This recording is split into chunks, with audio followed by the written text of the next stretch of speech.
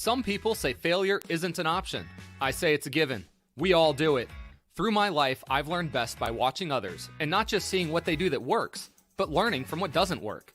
I'm going to bring you insights from celebrities, athletes, business owners, and politicians from across the country. Some of them household names and some you've never heard of, but each one has a story you need to hear. My name is Eric Wilbur, former college national champion and professional football player turned business owner and entrepreneur. And this is Fail to Succeed.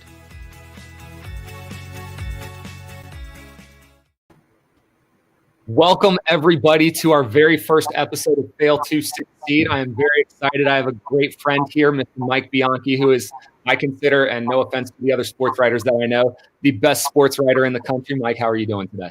You probably tell Pat Dooley that as well. Come on, Eric. I don't want bad stories to go around about me, so I gotta, kiss butt to everyone. But no, honestly, you are amazing. You've been doing this for a long, long time. So, thank you. Yeah, I want to talk a little bit about current sports and what's going on in the world now.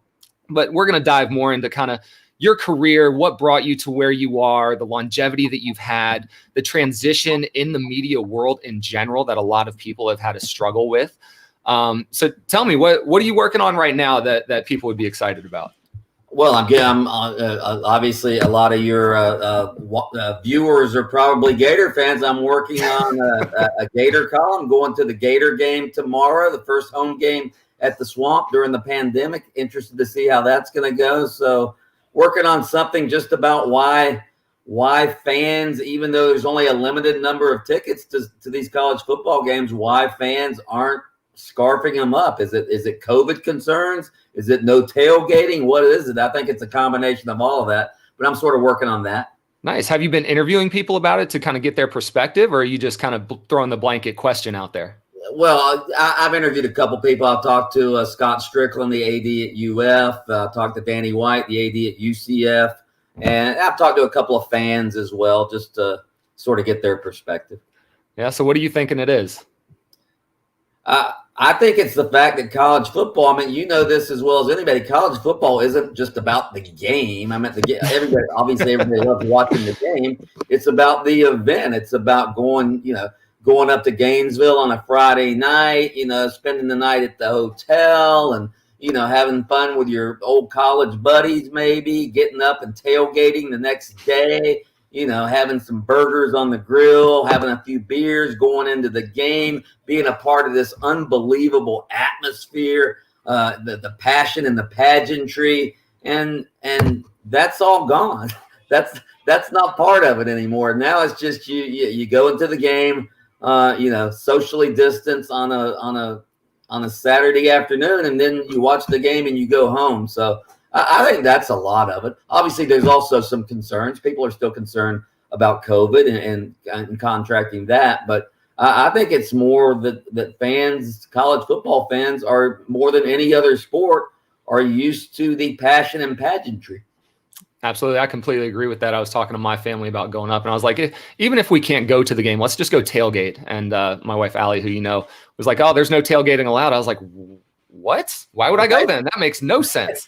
Tailgating, the drinking's the fun part, right? I'll make it halfway through the game and call it a success. It'll be great. So let me ask you, you've been doing this for a long time. How long have you been a reporter? How long have I been here? Well, since college. Well, actually, since high school. I worked at the high school newspaper at Interlochen High School. We are the Rams, mighty, mighty Rams. Do it to them. Interlochen High School. I worked at the high school paper. I was the editor of my we call it junior college way back then instead of community college, at St. John's River Junior College. And then I went to UF and I worked for the Alligator for a little bit, but I worked mostly for the Gainesville Sun part-time. And hell, it's been since the since the Charlie Pell era, I was working at newspapers at UF. So at UF and then on through there. Gainesville Sun was my first full-time job. Awesome. So you've always wanted to be in the media somehow, some way. Was it always writing that you wanted to focus on? Well, actually, I wanted to I wanted to do what you did. I actually wanted to be an athlete, but I quit growing after about the 7th grade. So I was a punter, right? Yeah, well, hey, So you didn't want to be what I was. You wanted to be what people around me were. So yeah, I wanted to. Yeah, I was a pretty good baseball player in high school. Gainesville Sun All Area second team, by the way, in case you were wondering. Go. So yeah, I wanted to be a baseball player, but obviously everybody dreams of that. But then when I realized I wasn't good enough to play sports, I said, "Hey, why don't I write about sports?" And there you go. So that's what I did. And my career path has been that the whole time. Hadn't changed careers once, even though the newspaper industry has, obviously on a downward spiral right now. I've managed to last this long. Well, let's talk about that. Obviously the newspaper world, just the media world in general, has changed a lot, especially over the last 10, 15 years. How have you been able to overcome everything and newspapers downsizing and everything like that, everything going online, different mediums out there? How have you survived that? A good question. Well, some people say I'm pretty good. That could be it. But honestly, there have been a lot of writers better than me who've been laid off throughout the years. A lot of it is I've sort of stuck at one place. A lot of really good writers will move around. They'll go to like the ESPN.coms, or they'll go to some of these major websites. I remember a few years ago, a couple of my friends, David Whitley, who's back at the Orlando Sentinel now, okay. Chris Carey, who works for FloridaGators.com as a in-staff writer for the Gators themselves. They went to the name of their website was AOL Fan House. All right, AOL they were doing it, and it was a big deal, and they were paying big money. And so these, they went to work there. Well, about, I don't know, year and a half later, then Fan House started laying people off, and Fan House went kaput just like that. And wow. So then, we're seeing a little bit of that right now with The Athletic. They had some layoffs recently. So I've sort of just stuck with the old dinosaur newspapers, and it served me well. I'm going to ride the dinosaur all the way into the tar pit. Is what I'm going to do. I was at the Gainesville Sun. I was at the Florida Times Union for several years, and then I've been in Orlando now for 20 years. So I guess seniority, is why I'm keeping my job. There you go. Perfect. That's awesome. So not sure if you know the format here, but we actually have people who can comment through Facebook and YouTube and ask some questions. And we have Chelsea who asked, what was the moment that made you love writing about sports, that you realized this is it? This is everything I want to do. The moment did you have that just, it clicked and you're like, wow, there's nothing else I would rather do than this? Actually, you have to go way back. All right. Let's do it.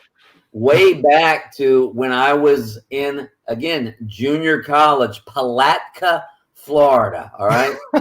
St. John's River Community College. And I was the editor of the newspaper. They're the Viking Horn. They were the St. John's River Community College Vikings. And I was the editor of the paper, but I also covered sports part-time as a stringer for the Palatka Daily News. All right. Okay. So the first assignment they gave me was to go cover my old high school, Interlochen High School's football game. So I covered Interlochen High School's football game. I think they were playing Crescent City or something. And I write the story, and it's like the following day, it's like the big front page story in the Palatka Daily News. And I'm like, with my byline right there, and I'm like, this is awesome. Like all the coaches at Interlochen were calling me up and, congratulating me. I'm like, wow, this is a pretty big deal. And then, of course, when I was at the University when I covered the Gators under Spurrier, when you would write something he didn't like, he would call you like at, 7 o'clock. First thing, call you at 7 o'clock. Bianchi, that was the dumbest, stupidest column I've ever read. That was just dumb and stupid. And so when you can get a rise out of coaches, I used to love when Spurrier would call me in the morning upset.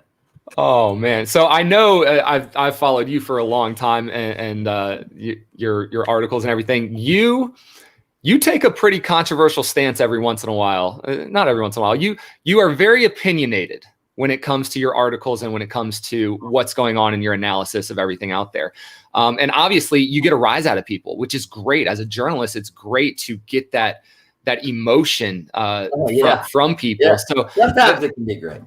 Sometimes it can be bad, but it still keeps you out there. It keeps you relevant, which I think honestly might be a large part of your longevity in this career.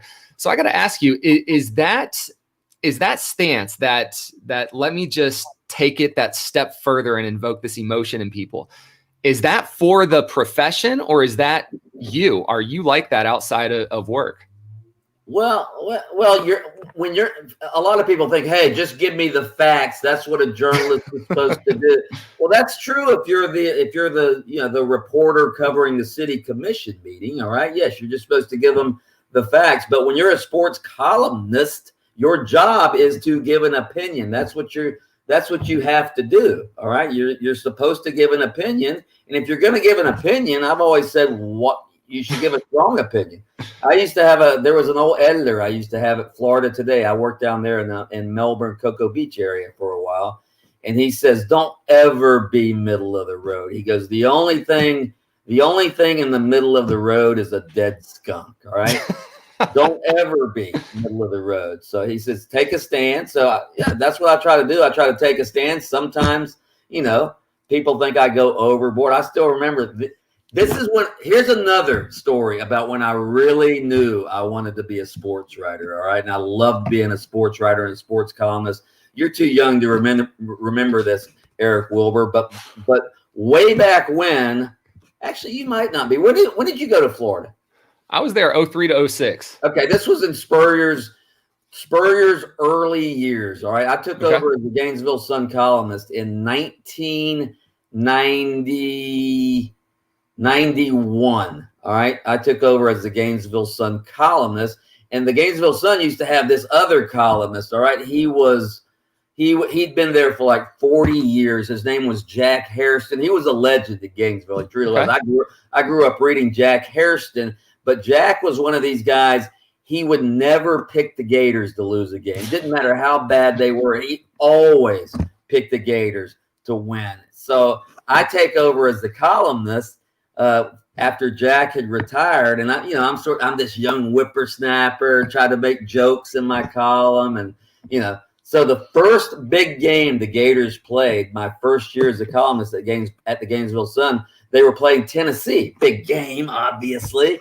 Oh yeah, big game, Tennessee. It was a Southern Super Bowl, the Gators versus the Vols, and so I go, I'm going to pick the Gators to lose this one, right? So Jack Hairston never picked the Gators to lose, so I picked the Gators to lose, and this was back even before the internet.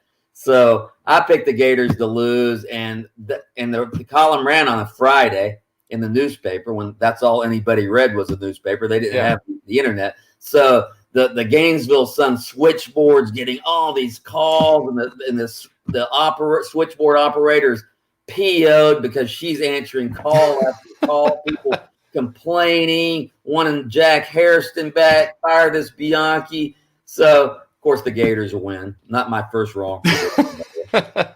Gators win, and that next week, man, the snail mail was pouring in, and I'm opening all these nasty letters.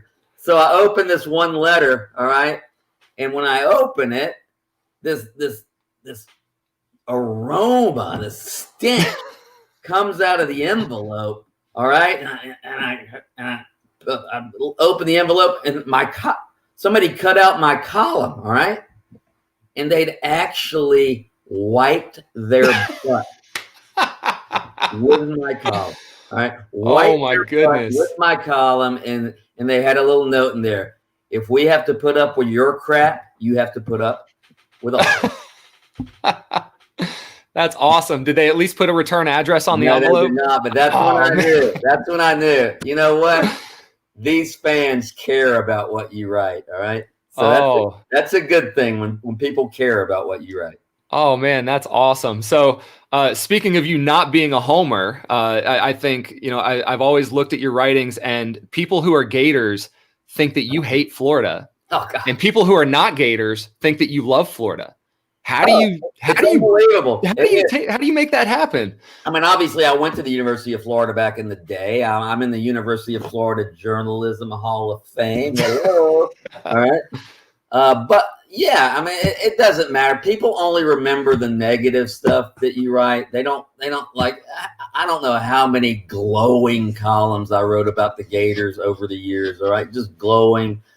Florida State fans call me a Gator homer. They think I hate Florida State. Gator fans don't even know I went to the University of Florida.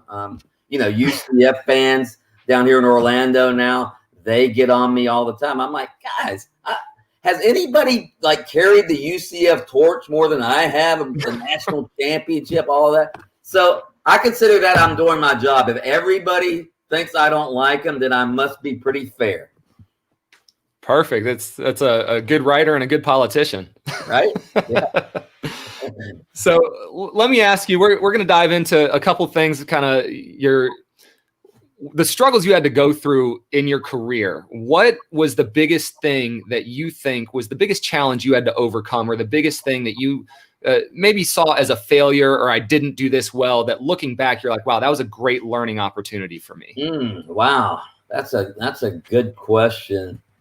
I think in my, I mean, again, I've been so lucky throughout my career to be able to do what I've wanted to do for, 4 decades now, 3 or 4 decades. Yeah. I've been really lucky.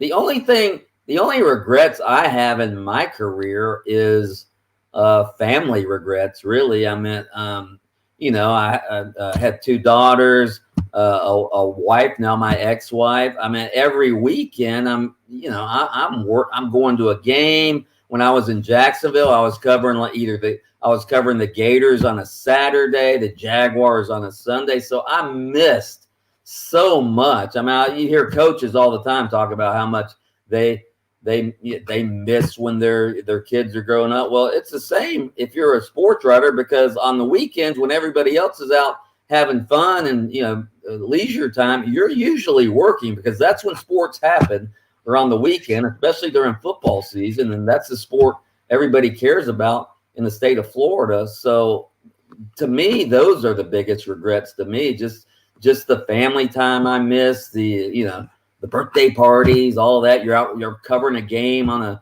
a weekend, and your kids are growing up and you're not there for a lot of the time. So again, professionally, I don't really have any regrets. Personally, I have some regrets. Okay, awesome. Speaking of personal life, I know when I was in Orlando, you had a big personal issue with one of your daughters, that there was a dog attack. And it was a major attack from everything that I heard about it. I never talked to you personally about it. You were kind of keeping that very close, because I know it was very emotional to you. And now having daughters myself, I couldn't even imagine having to go through that. Tell us a little bit about what happened and what you guys as a family had to do to kind of get over everything that just happened there. Yeah, my youngest daughter, Jessica, she was spending the night with a friend in the neighborhood, and they had a dog, and the dog just it wasn't a big dog. It was a Jack Russell Terrier, I think. Okay.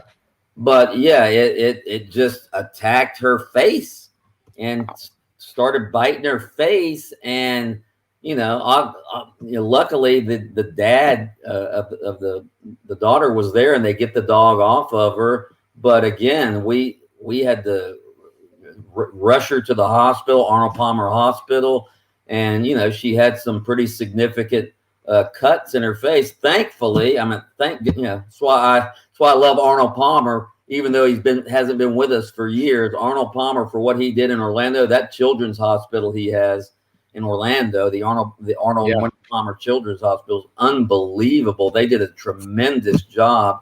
Obviously some plastic surgery as well, and I mean, she's got a little scar on her mouth and a little scar on her nose. That's all the indication that you can tell now. But man, Eric, as a dad, that's the most sickening feeling you can get, is when your kid is like worried. She was she was just entering teenagehood then, and she was worried about her looks and her face, and she's just I get nauseous now. Just thanks a lot, Eric, for bringing this up. By the way, I get nauseous now just thinking about there's two. And I told you about the regrets you have sometimes about missing things. My other daughter, my oldest daughter, when she was younger, I was out of town covering a football game, and she was at a birthday party at a friend's house, and it was a pool party, and she dove in the pool and hit the bottom and knocked both of her front teeth out. Oh my goodness! And I wasn't there, and I was like, and I was and she had to go get her teeth fixed, and I was just why aren't I there right now? Because those are gut wrenching times, but fortunately, the miracle of modern medicine, my daughter's teeth look beautiful today. Awesome. And my Jessica, my youngest daughter, her face is beautiful. So, but those are terrible times. And of course we had to go find a good lawyer for the dog bite case. I'm sure you had to. I'm sure a couple, especially in Orlando. So the moral of that story is don't let my daughters go to their friends' houses, right? Okay. All right. Got that noted. Oh man. So audience, real quick, everyone who's listening or watching, we're going to be doing a Roku TV giveaway here in just a little bit. I think you're going to be excited about that. This episode is brought to you by Dome Hats, domehats.com and @domehats. Got a couple of their custom hats that I've done that are amazing. Mr. Bianchi, I think the owners of Dome Hats, one Chris Hetland and Jeff Whitaker from my Florida team. So they are great guys out of Jacksonville. So I order all my stuff from them, except for the Girl Dad hat. I didn't get that from them. That was a gift. So everyone stay tuned for the Roku TV giveaway. I think everyone's going to love that. So Mike, let's talk about the mediums that you use. We talked about writing, but I know you also have your own sports talk radio show, Open Mic. You've been doing that for quite a while now. About 10 years now, yeah. Really, 10 years. That's amazing. Which platform do you like better? Which platform do I like better? Ooh, wow. Well, radio is. I'm not trying to get you in trouble with any of your. As far as professional satisfaction, I still get more satisfaction out of writing a really good column because, columns are, they're lasting and long-standing. People go back and, people go back and read them and, they'll say, hey, I remember when you wrote this back in, whenever. So I still get more personal satisfaction out of that. But just as far as sheer fun, it's fun to be on the radio. Yeah. It really is. You're having interaction with your co-host. You're having interaction with the listeners. You're talking sports. You can have a little guy talk, make fun of things.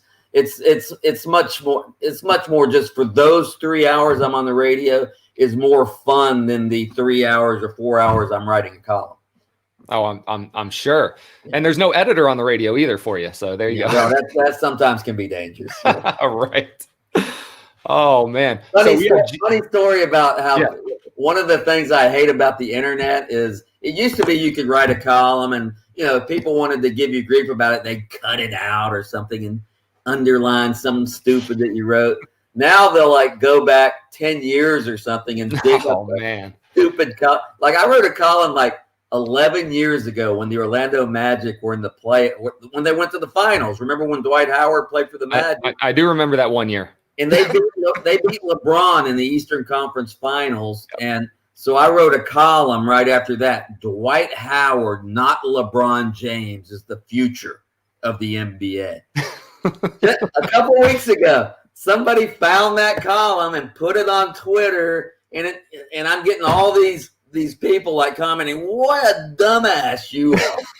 And I'm like, that was 11 years ago. Right. At the time, it didn't seem so dumb. Oh man. Yeah. The Magic and sports in general in Orlando, it's been tough. I was really upset that I moved to Tampa right as we got a soccer team. I love soccer. And I was like, sweet, we're going to go watch soccer all the time. And then I moved to Tampa. So I got to get back over there. Were you a soccer player in high school? I was. I played soccer since I was 4 years old. Soccer was my first love. So it's looking longevity wise, I chose football. I thought I had more of a career in that. Looking back, may not have been the best choice, even though I was able to do a few good things with it. You are part of the historic punting line at the University of Florida. It goes all the way back to Steve. Well, Steve Spurrier, was he the punter at Florida when he was there? I know he kicked field goals. I don't know if he punted at all. He punted in the NFL for about 10 years. Yeah, so he probably did punt at Florida. But God, I remember when I was in school, they used to have a punter, Ray Criswell, who was like I know Ray. Punter. Go down the list. All the Townsend boys. A lot of great Townsend, Shane Edge back in the 90s, watching him get personal fouls against Alabama in the SEC. Oh, man.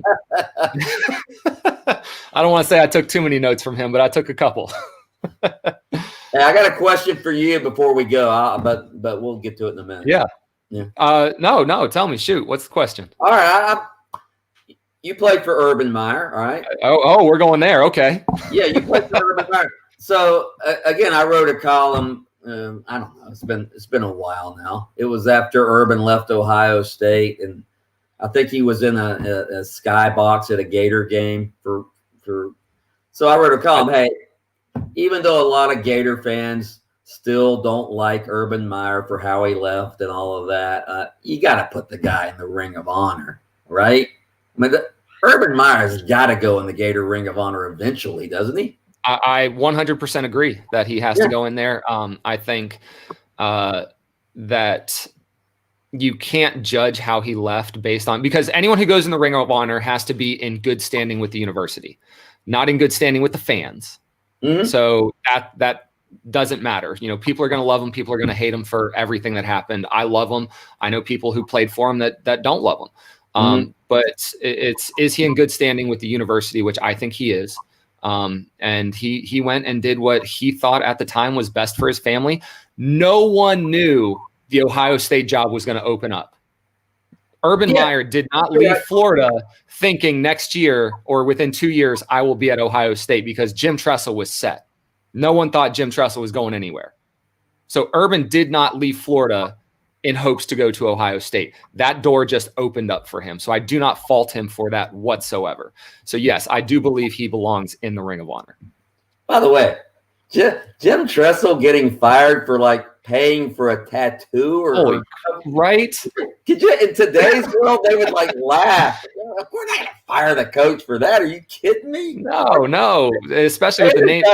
Baylor tried to keep Art Browse for covering up sexual assaults. All Jim Tressel did was cover up tattoos. People, trading gear for tattoos or whatever it is. And now with name, image, and likeness coming out, that's going to be gone. So, I was astounded when that happened. But I won't say I was sad, even though I'm not an Ohio State fan, but I'm an Urban Meyer fan. So he was able to go up there and do great things. So I was happy to watch him do well. I was not happy to watch Ohio State do well. So let's dive in. We're going to do the drawing now for a Roku TV. Mike, bear with me real quick. I'm going to see if I can get this to work. We're going to do a little screen share where I have this little spinny thing right here, and I have the names of everyone who did what I asked to like and share a post from the Fail to Succeed Facebook page. I'm going to hit this little button. It's going to spin around and randomly pick a name from which there's a lot of names on here. Thank you so much to everyone who participated. And let's see who we have.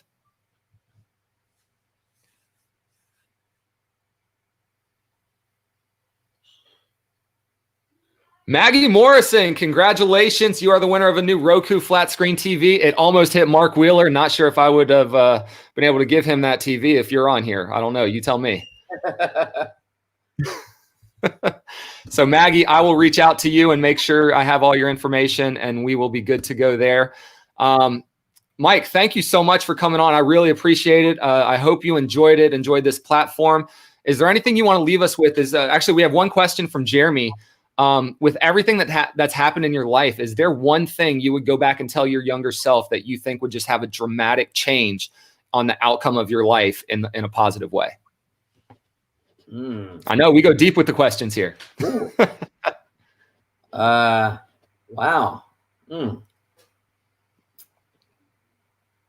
Again, I would just say when your kids are young, all right? Before they get to be, how old are your kids, Eric Wilbur? I have the twin 6-year-olds and the twin will be 11-month-olds this week. Okay. Great ages, all right? But before they get to be about 13 or 14, when they really don't want to have a whole lot to do with their parents and they got their friends, spend as much time with your kids as you can when they're that age, because those are the memories of a lifetime. I wish I had done more of that. Yeah. I hear you. I will say that quarantine has actually helped that for me. Right. Especially with the younger set, the bonding that I've been able to have with the younger twins that I would not have been able to have going into the office every day. I'm home all the time. I get to help put them down for naps, feed them breakfast, here for dinner, everything. Older kids, if I'm taking a break, we take out, their bikes, go on bike rides, climb trees. It has been fantastic. I know it's been difficult for everyone around the world, but my family life has actually done very well through this by allowing me the opportunity to spend that time with them. So thank you for that advice. I know hopefully a lot of people will heed that, and it'll go a long way. Mike, again, thank you so much. I really appreciate the time. You can come on anytime. I'm sure I'll see you around. I am honored to be on the first Fail to Succeed podcast. Well, thank you so much. And everyone, don't forget, go follow us on Fail to Succeed Facebook page. We have a YouTube channel, and then follow me on Twitter at Eric Wilbur. I'd like to once again thank our sponsor, Dome Hats. And I hope you guys have a great day, and we'll see you next week. I want a domed hat. You will get a dome hat. I'll get you one. Don't worry. All right. All right. Take care, Mike. See you.